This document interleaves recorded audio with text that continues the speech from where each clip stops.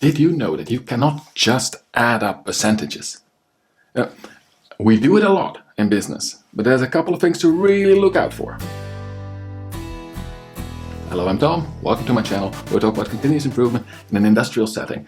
And today's video, it's again a bit of a sort of basic statistic type of video, so basic skills, but really important. We work with percentages so much, but they are tricky beasts. So when you are adding up percentages, for instance, OEE, right?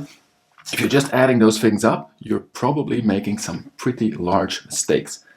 When you get to multiplying and dividing and getting them over different months or averaging them out, whew, if you know what you're doing, it is all possible. But they are tricky. Let's dive into sort of a not continuous improvement at all example that I came across. You see a lot of financial influencers on TikTok, YouTube, whatever, but also your local bank, right? And they talk about how great it is to invest money. And I definitely advise that as well. I mean, do something useful with your money. But they do, when they do their numbers, they're probably doing the percentage game correctly. But when they're presenting it, a couple of very difficult things there. So let me give you this funny percentage math example. And it is on, if you have a 10% average year on year interest on your bank or growth on your stocks or whatever. There's a 10% growth in your money. S&P 500 type, right? But what they don't really speak about clearly enough is that a 10% average, that can be quite a number of things. So say we've got 10% plus 10% plus 10% plus 10%. If we do that for 10 years, that is a 10% average. You would agree, I hope.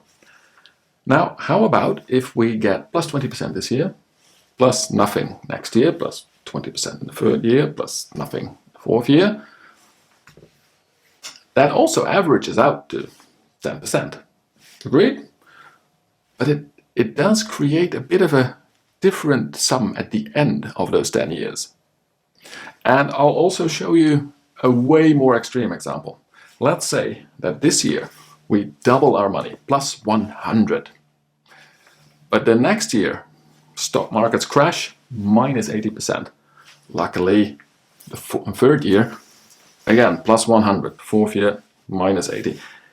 These two, they also average out to 10% per year. And you will see that if you compound this, that is really not averaging out. So what do they do? If you just average 10% per year and you really do it every year for 10 years, so compounding that effect again, right? We take the percentage on top of the percentage.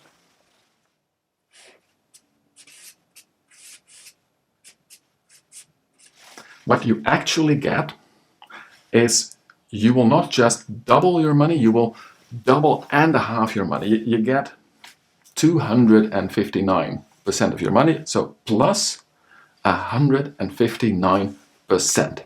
This is 10 years on 10%, which, by the way, right, so no financial advice in my channel at all, but this is why you would like, if you have spare money, to be in stocks, not somewhere in a stock. Now, this other example, where there's no negatives here, but we get good year, nothing, good year, nothing. This actually, if we do this for 10 years, and again, we compound those percentages,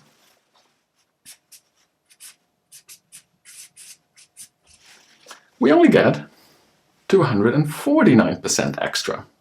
It's still 2.5 times your money, it's not bad, but we lost an entire 10%. So it's like we lost 1 year, right, due to this. That's quite a bit. In fact, this, of course, well, we agreed, right, that this averages out to 10%. But now if we calculate back, and you can do this by taking the 10th root of what we get as a bonus. So if we average back what the real compounding percentage was, well, I hope you already guessed the first one correctly. because that is of course 10%, right? So we're losing 0.5% effectively year on year just by having this up and down a bit. Well, it's not even down. That one, that is way more extreme.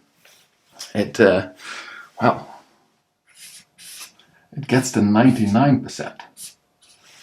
But in the minus, when you do this with $100, you end up with $1 after 10 years. One, not 101 or maybe 190. No, 1 out of 100. You lose a lot of money on this. So the average compounding interest on this is actually losing you a lot. How can that be? I mean, on average, you're getting your plus 10, right? You're getting your plus 10, you're getting your plus 10 on average. And this is percentage math. The thing is, when you have a percentage, it is per 100, right? Percent is per 100. And that already tells us a bit what it is. It's a division. Right? So you've got a divisor and a dividend. And this is not the dividend you're getting on your bank account. The divisor is the top part, the dividend is what you divide it by. Now, those things, my apologies, it's the other way around. The dividend is the top part, the divisor is what you divide it by. The thing is, that changes, right? That is the whole magic of compounding interest, but it is also the funny thing happening in percentage math. When you have the first year, we're at 100, right? Then we plus 10%. We are now at 110. The second year, we take 10%, but not of that same 100. We take 10% of 110, so that is plus 11. And the third year, we take 10% of 121, right? So it's plus 12 and a bit. That is what it does. The magic of compounding interest, but that divisor is changing. Of what are we taking per 100? And so it's 10 out of every 100, 10%, but the cent, the 100, is changing. And here it goes to 120, and then you don't really get anything. So it stays at 120. And then in the third year, it goes to 20% of 120 instead of 10% of 121. Now you're thinking, come on, Tom, that small difference. Yeah, it's only 0.5%, but it does cost you an entire year. Now here, we see it way more extremely. We go to 200, then we take 80% off, not 100, 80% off 200. That's why we drop back so deeply under that 100. And this is what happens with percentages. Now, that same thing, it also happens when we are doing percentages of sick leave or material waste or OEE. So think a bit about if we do, well, let's take material waste. There's a basic thing going on there.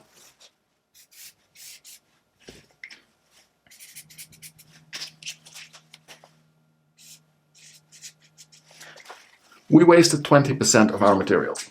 Now, one of the things I always ask is, okay, so that 20%, is it 20% of our material or 20% of our good product? Which means, is that or that the divisor? Right? This is the good material, product out of the door.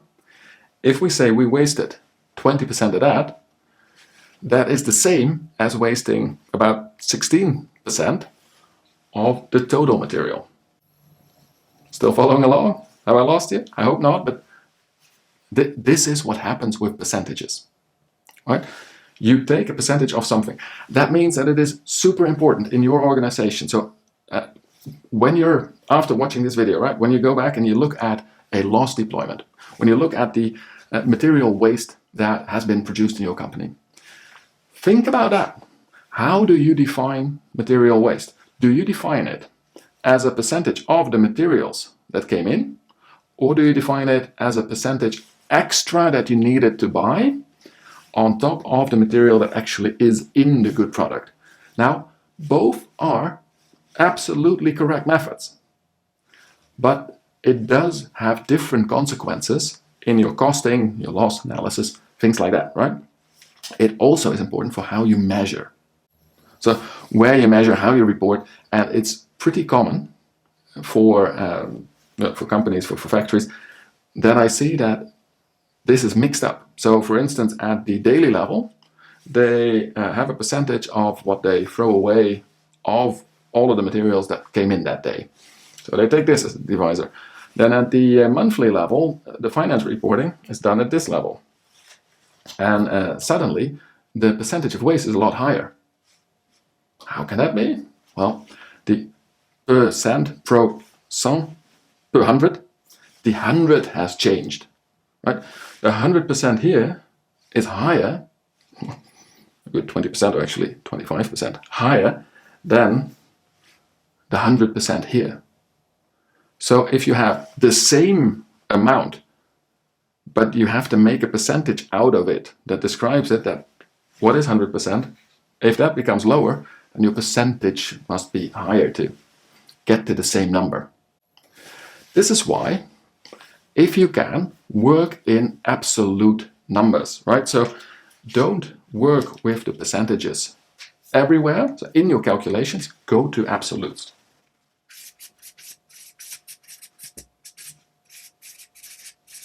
And those absolute sums, you then at the end divide again.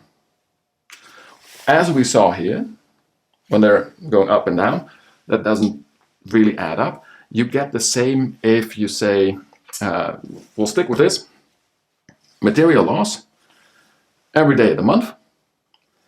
And then on the first day of the month, we had 20%, and the second day was actually a very good day. We had 10%, and we had a bit of a bad day, 25%, and then we get 21%. So you got a whole bunch of numbers. Now, what I see happen quite often is that when we take all of those percentages,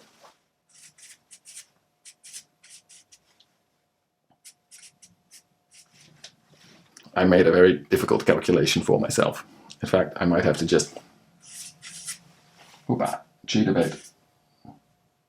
Is it correct like this? I don't even know. Anyway, we just average it up based on the percentages. But that doesn't give us a correct percentage over the whole month. Why? Well, it could. But if our production has been going up and down as well a bit, what then happens?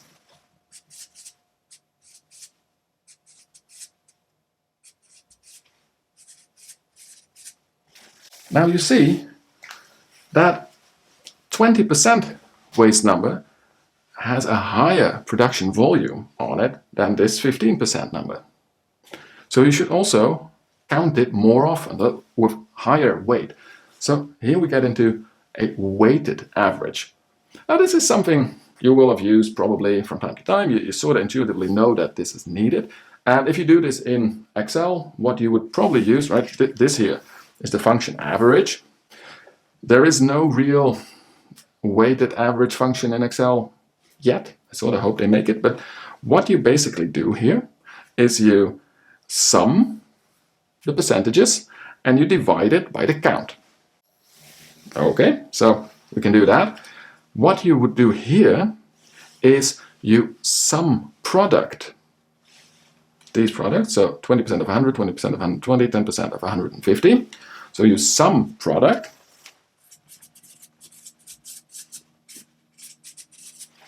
And then you divide it by the sum of only these, the coefficients. So you probably know that trick, but do you also know that in the background, what you're actually doing is you're actually saying, I'm taking all of the waste in absolutes. Because if you say we produced 100 and we got 20% waste, you got 20 waste, right? So 20 waste, and then here, what is it, 24 waste, and 15 waste. You add all of that up, So you're just adding up all the way. You're making them absolute again.